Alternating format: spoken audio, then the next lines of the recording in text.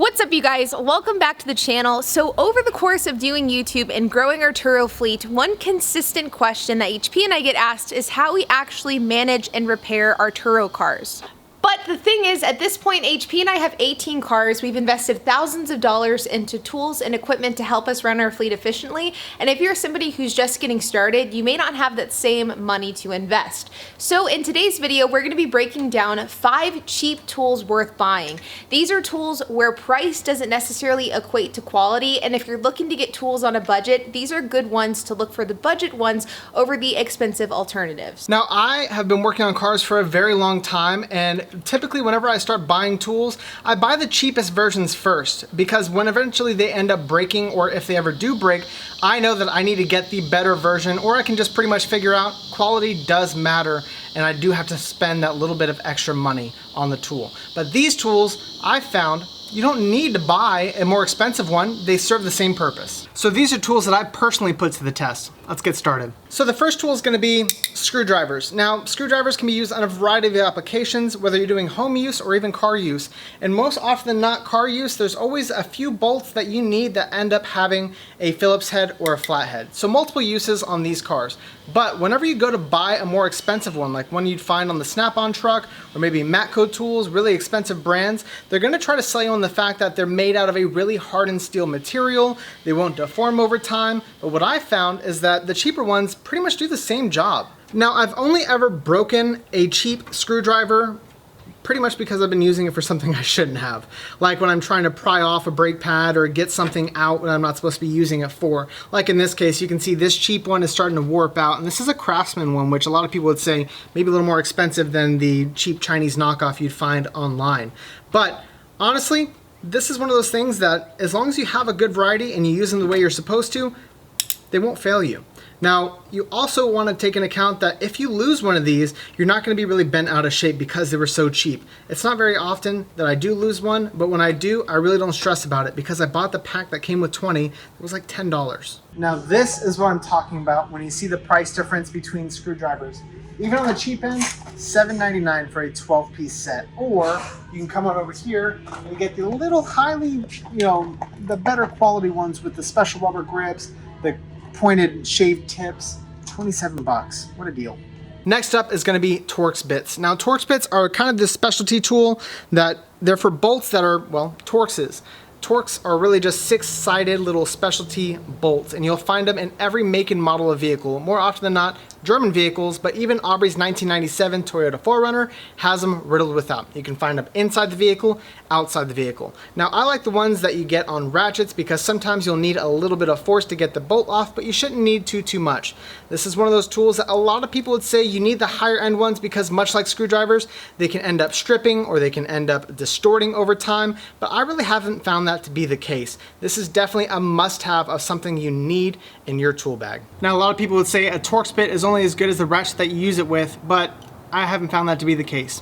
Whether you're using a specialty 90-tooth, gold-plated, 24-karat gold at that specialty ratchet, or you're using this dinky Craftsman one that I've had for a very long time, this is definitely one of those things that you do not need to shell out a lot of money on. Here's a little bit of ASMR for y'all. It's like 15 teeth. 90 tooth. Quality. Now, sound aside, that really just means that that one has a lot more positional advantage whenever you're working on stuff. Is it a necessity? Absolutely not. Especially when you're building out your toolbox in the beginning, you don't need to shell out a lot of money for the more expensive one. This one is $70 versus something like this is probably close to $14 or cheaper. Honestly, you don't need to shell out the big money. This will do you just fine. It'll only ever break if you're really using it for something you shouldn't be, like trying to take off a lug nut with something like this. And the teeth are that expensive for you. They even have the 72 teeth ratchets here as well, which are still $15 per ratchet, way cheaper than the others. And some of them even come with socket sets. Next up is definitely going to be these pliers. Now, pliers are one of those things that you want precision in, but you don't need all the precision that you think you'd need. A lot of people say you have to have like surgical grade precision. It has to be within millimeters, within micromillimeters, within Newton meters. I don't know. But you don't need to have the more expensive ones to have all that precision. These will do you just fine. Whether it's retrieving a tool or getting it out, you can tell that this one is a little off centered over time because I've used these for a very long time, but they always end up doing what I need them to do. Getting in those tight places, grabbing a connector, or pulling something over like I need it. Now, if you had $20 to spend on some pliers, it is way more cost effective to get the variety pack versus getting one high quality plier. So this is the kind that you're looking for right here. This is quite literally $11 for this 6-piece set, and it has a lifetime warranty. So even if they do end up breaking, they're covered. But all of these are good. $3.99 for these, $1.99 for these. You're gonna tell me that the expensive one is gonna outdo this one by that much? Not that much. Next up is jacks. Now, floor jacks are one of those things that a lot of people is gonna have an opinion about, but I've used a number of floor jacks and the cheap ones have always done me well. This is one of my cheap ones and I absolutely love it. This is something that I picked up not too long ago, but I've put it through its paces. Whether it's jacking up this thing or jacking up our tiny Kia, it does the same thing and it works every time. Now, a lot of people would probably argue safety, and I would say that's up to the jack stand, and if you're using good jack stand and safety measures, you don't have anything to worry about when using a jack.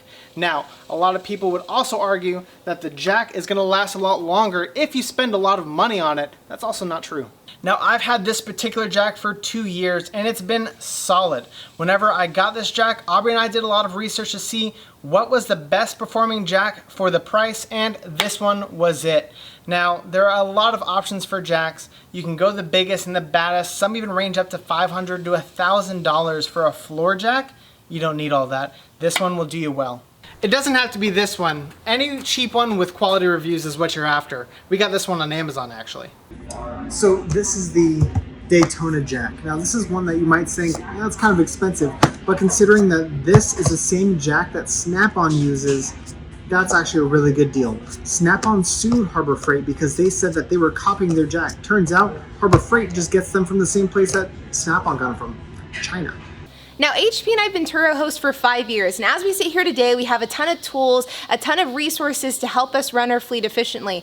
But it wasn't that long ago whenever the garage was empty, we didn't have these shop shelves, the toolbox, the air compressor, none of that. So we really understand that getting and collecting tools can be expensive and daunting. So if you're somebody who's wanting to do this in a cost-effective way in order to get started, these are really good tools to start out with. And guys, as always, be sure to hit that like button, hit that subscribe, and hit that notification bell, and we'll see you on the next episode.